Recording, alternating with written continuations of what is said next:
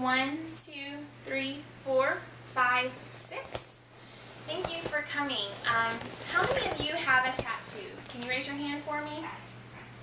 There we go. There's one, there's two over there. Great. Well, how many of you would maybe like a temporary tattoo or just enjoy art? Good deal. Well, then you might like Mendihi dye. Mendihi dye is a type of art that you can use, and this art is like a temporary tattoo. Just some brief history about the Mendihi dye. It was used back in the 12th century, mostly for royalty. That's how they would mark themselves. If they were royalty or anyone important, they would have these markings on themselves. Mendihi dye comes from a plant. It's called the henna plant. And the henna plant looks something like this. Okay, and the henna plant is a non-permanent dye that is just temporary, and it can be placed on your skin.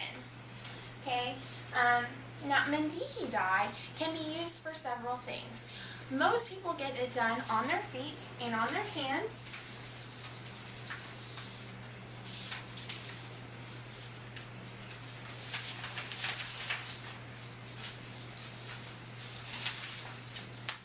Like this, and the feet like this. That is the most common type of Mendihi dye. Mendihi art, but there are also other celebrations that it is used for. It is used for marriage rituals. Normally in the Middle Eastern culture, it's common for a woman to dress up on her marriage day and to be decorated in this Mendihi dye. Okay, so that is for the marriage. Now the next one they celebrate is for fertility, when a woman is having a baby. They decorate the stomach of the woman with the Mendihi dye to celebrate a baby ritual. They also celebrate it for religious celebrations. For example, this is the star, the Jewish star that they celebrate for Christmas, for Hanukkah. And finally, this is just a holiday celebration that people get on their hands. Okay? Now, some of you may wonder, what is the process? What's the difference between Mendihi dye and tattooing?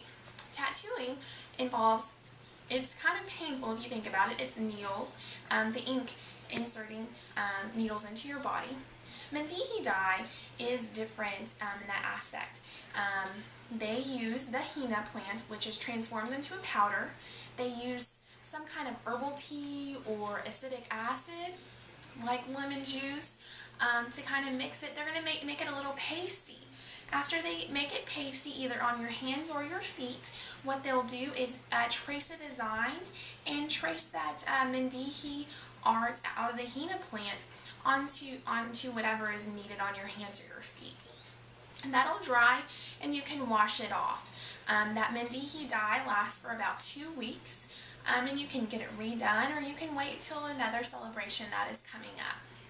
Okay, so today what we have done is we've explored where Mendihi dye first originated with what in the 12th century with the royalty or important people.